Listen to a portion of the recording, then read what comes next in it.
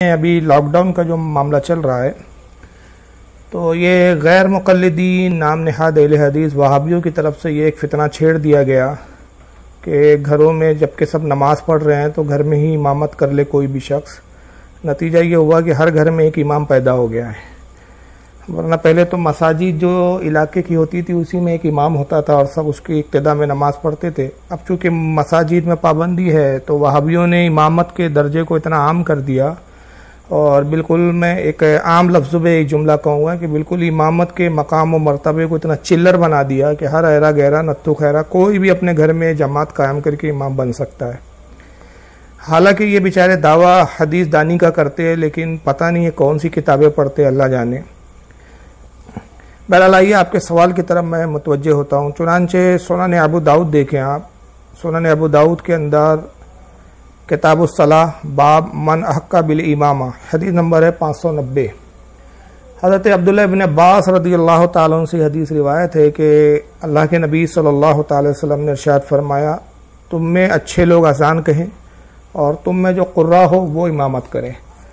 قرہ اسے کہتے ہیں کہ جسے قرآن کا زیادہ علم ہو اور جو قرآن پڑھنے کا جو ہے طریقہ صحیح طریقے سے جانتا ہو۔ اس پر انشاءاللہ آگے بات آئیں گی۔ اسی طرح صحیح مسلم میں امام مسلم یہ روایت لائے حضرت ابو سعید خدری رضی اللہ تعالیٰ عنہ سے۔ چنانچہ صحیح مسلم کتاب المساجد ہے اور باب من احق بالامامہ حدیث نمبر ہے 672۔ اللہ کے نبی صلی اللہ علیہ وسلم سے روایت کرتے حضرت ابو سعید خدری رضی اللہ تعالیٰ عنہ کہ فرماتے کہ امامت کا زیادہ مستحق قرہ حضرات ہے،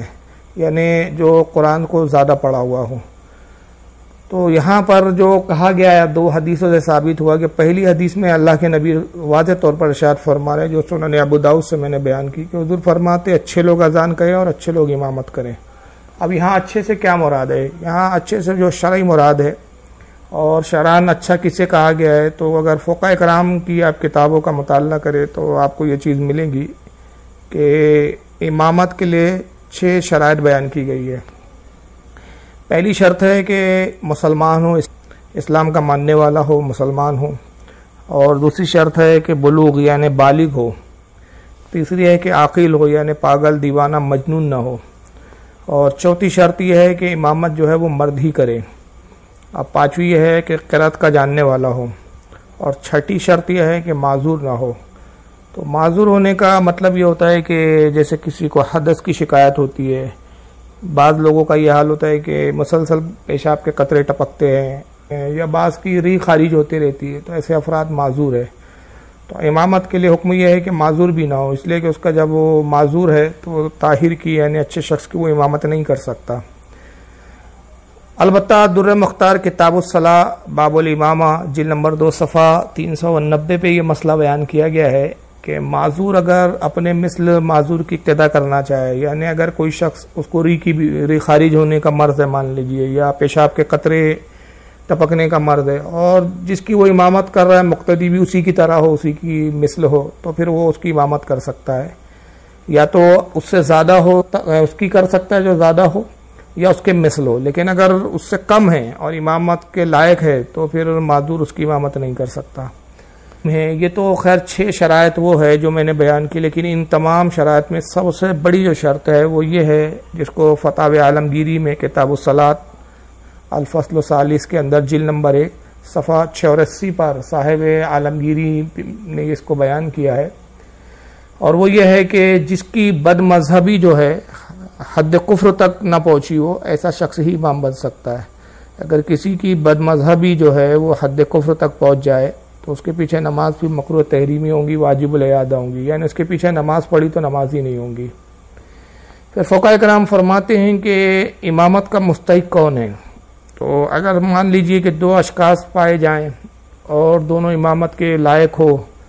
تو پہلے تو فرمایا کہ امامت وہ کرے کہ جو نماز و طہارت کے مسائل اور احکام کو اچھی طریقے سے جانتا ہو۔ اگرچہ باقی جو علوم ہیں جیسے صرف نحو ہے، عربی گرامر ہے، عربی کو جاننا ہے، عربی کو سمجھنا ہے، علم حدیث ہے، علم تفسیر ہے، جو باقی علوم ہے دین کے، اگر اس پر اس کی پوری دستگاہ نہ ہو، اس پہ پوری اس کی قدرت نہ ہو تو کوئی حرج نہیں ہے۔ البتہ اگر وہ نماز اور اس کے مسائل اور طہارت کے احکام اور اس کے مسائل اچھی طرح سے واقف ہے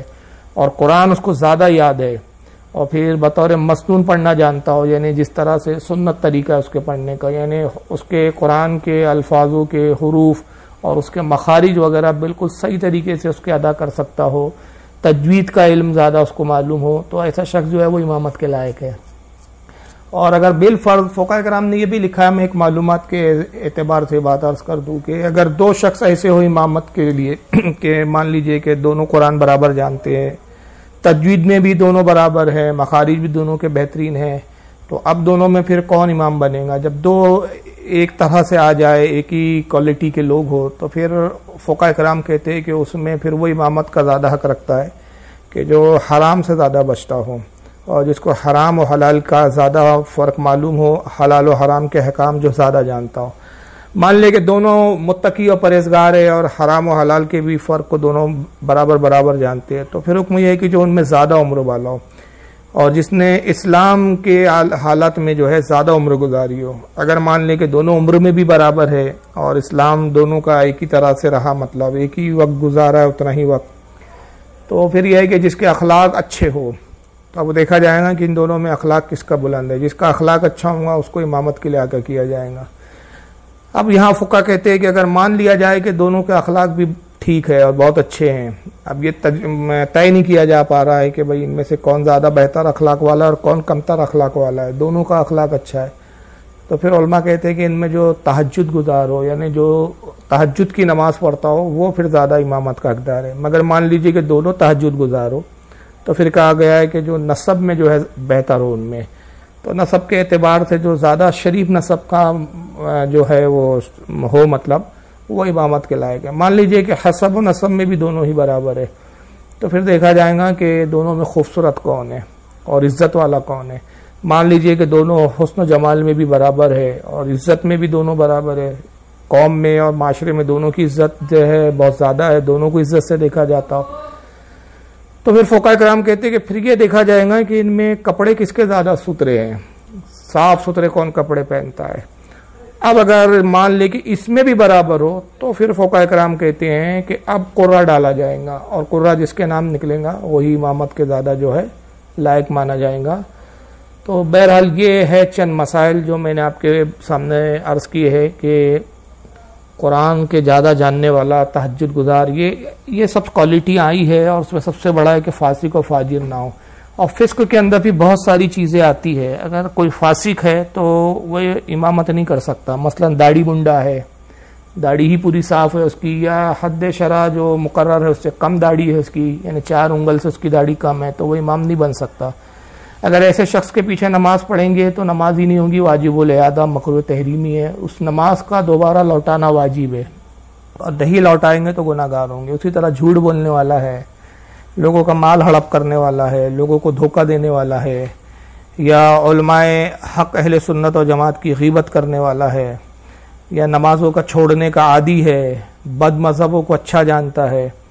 تو اس طرح کے بہت سارے باتیں ہیں جو برائی ہے۔ یا یوں سمجھ لے ایک جملے میں کہ شرع میں جو کام گناہ بتائے گئے ہیں، جس میں شرع نے کہا کہ یہ کام سے آدمی گناہ گار ہوتا ہے اور جس پہ گناہ کی وعیدیں ہے، اگر کوئی اس کا ارتکاب کرتا ہے کوئی شخص تو اس کو اور اعلانیہ کرتا ہے تو فاسق معلن کہا جاتا ہے، اور فاسق معلن کے پیچھے نماز نہیں ہوتی، اگر پڑھ لی جائے تو واجب الاعادہ ہے۔ اور عوام میں ایک مشہور ہے یہ بات، یہ بھی عرض کر دوں کہ داڑھی منڈے کے پیچھے داڑھی منڈے کی نماز ہو جاتی ہے، تو یہ بھی غلط مسئلہ عوام میں مشہور ہے۔ داڑھی منڈا اگر کوئی ہے تو داڑھی منڈے کی بھی نماز اس کے پیچھے نہیں ہوگی، اس لیے کہ جب خود وہ فاسق ہے تو اس کے پیچھے فاسق کی بھی نماز نہیں ہوتی۔ اور اس کی تفصیل اگر آپ کو دیکھنا ہو تو فتاوی فیض الرسول میں صفحہ نمبر 259 جلد نمبر 1، یہ فتاوی فیض الرسول جو حضرت فقیہ ملت حضرت علامہ مفتی جلال الدین امجدی علیہ رحمت و رضوان کی کتاب ہے، اس کے اندر اس کی بڑی تفصیل ہے، باب الامامت کے اندر یہ انہوں نے مسئلہ بیان کیا ہے۔ تو فاسق کی نماز جو ہے وہ فاسق کے پیچھے بھی نہیں ہوتی۔ تو یہ خاموں کا بدعقیدہ وہابیوں نے کہ مہم چلا رکھی ہے کہ گھر میں کوئی بھی امامت کر لے، تو اب داڑھی ہے نہیں ہے وہ بھی کھڑا ہو جا رہا ہے، جس کو قرآن پڑھنا نہیں آتا وہ بھی کھڑا ہو جا رہا ہے۔ حد تو یہ کر دی انہوں نے، امامت کو تو اتنا عام کر دیا کہ جس کو قرآن پڑھنا نہیں آتا تو ہاتھ میں قرآن لے کے پڑھ لو کہتے ہیں۔ اس پر ایک میری ویڈیو بھی آئی ہے، انشاءاللہ اس کا ایک دوسرا پارٹ بھی انشاءاللہ عنقریب کل یا پرسوں آ جائے گا۔ تو کہتے ہیں کہ قرآن ہاتھ میں لے لو. تو مجھے تو ایسا لگتا ہے کہ یہ جتنا اسلام کو اتنا ماڈرنائز اور اتنا آسان کرتے جا رہے ہیں، تو کل کہیں گے اگر آپ کو قرآن پڑھنا بھی نہیں آتا تو اس کی بھی ضرورت نہیں، کیسٹ لگا دو، اسی پہ رکوع اور سجود کر لو، قرات والی کیسٹ لگا دو، ٹیپ ریکارڈ وغیرہ، یا وہ آج کل تو وہ چل رہے ہیں موبائل میں قرات جو ہے ریکارڈ کر کے رکھ دو مصلی پہ، اور اس میں ریکارڈ کر کے اسی کے پیچھے پڑھو. تو یہ ایک طرف تو لوگوں کو بدعتی کہتے ہیں، یہ بدعقیدہ غیر مقلدین وہابی، اور خود کا حال یہ ہے کہ نئی بدعتیں پیدا کرتے ہیں. اندازہ لگائیے اگر ہر گھر میں ایرا گہرا نتھو خیرا امام بننے لگ جائے اور ہاتھ میں قرآن لے جائے، کیا ہے پھر یہ سارے مدارس بند کر دینے چاہیے. پھر یہ خود وہابیوں کیوں مدرسے چلا رہے ہیں اور کیوں زکاتیں وصول کر رہے ہیں اور خود سعودیہ کی ریال اور صدقے کھا رہے ہیں. تو انہوں نے سب سے پہلے اپنے مدارس کو بند کر دینا چاہیے کہ بھئی کوئی ضرورت نہیں امام کی. کوئی بھی شخص ایرا گہرا جس کو تھوڑا سا بھی قرآن پڑھنا آتا ہو اور یاد بھلا اس کو قرآن کچھ نہ ہو تو قرآن ہاتھ میں اٹھا کے وہ پڑھ لے. تو بہرحال امامت اتنا آسان مسئلہ نہیں ہے، بہت بڑا مسئلہ ہے. اور یہاں تک کہ اگر خدا نخواستہ کسی امام سے غلطی ہوتی ہے اور وہ قصدن کرتا ہے یا مسائل سے ناواقف ہے اور وہ غلطی کرتا ہے تو مقتدی کا تو گناہ ہوتا ہی ہے، مقتدی کو کیوں نماز ہوتی نہیں ہے، اور مقتدیوں کا گناہ بھی جو ہے اس امام کے سر جاتا ہے کہ سب کی نمازیں خراب کرنے کا جو ہے وہ باعث بن رہا ہے. اور آخری بات اس پر میں اختتام کروں گا کہ بہرحال یہ سارے شرائط اپنی جگہ ہے کہ امام قاری ہو، قرات کا جاننے والا ہو، قرآن تجوید سے پڑھنا جانتا ہو، یہ ساری چیزیں اپنی جگہ. سب سے بڑی جو ہے ایک اہم چیز ہے وہ یہ ہے کہ امام جو ہے وہ بد مذہب کسی صورت میں نہیں ہونا چاہیے. کوئی کتنا ہی اچھا قاری ہے، بہت بہترین قرات کرتا ہے، تجوید بھی بڑی اچھی ہے اور حسب و نسب میں بھی بڑا بلند و بالا ہے، پاکی و ناپاکی کے مسائل بھی خوب جانتا ہے، علم دین بھی خوب اس نے حاصل کر رکھا ہے، وجاہت اور خوبصورتی بھی بڑی ہے، عزت بھی بڑی ہے، معاشرے میں سب ہے، لیکن عقیدہ خراب ہے تو اس کے پیچھے نماز نہیں ہوں گی. اور بلکہ میں کہتا ہوں اس کے پیچھے نماز تو چھوڑیے، اس بدعقیدہ کی خود اپنی نماز نہیں ہوں گی. تو جب اس کی اپنی خود کی نہیں ہو رہی تو اس کے پیچھے پڑھنے والوں کی کیا نماز ہوں گی. تو لہٰذا جو ہے اگر خدا نخواستہ گھر میں کوئی ایسا فرد نہ ہو کہ جو امامت کے لائق ہو اور ان شرائط پہ نہ اترتا ہو تو اس صورت میں بھی کوئی ایسا ڈرنے کی بات نہیں ہے. اس صورت میں جب امامت کے لائق کوئی ہے ہی نہیں تو جماعت کا جو حکم ہے وہ ساقط ہو گیا ہے. تو اس صورت میں آپ یہ کریں کہ اب عذر ہے تو اپنی تنہا نماز پڑھ لیں، اس میں بھی کوئی حرج نہیں. اللہ تعالیٰ اس نماز کو بھی قبول فرمانے والا ہے. اللہ تعالیٰ سے دعا ہے کہ خالق کائنات دین و مسائل کے سمجھنے کی ہمیں توفیق عطا فرمائے. واللہ اعلم ثم رسول عالم.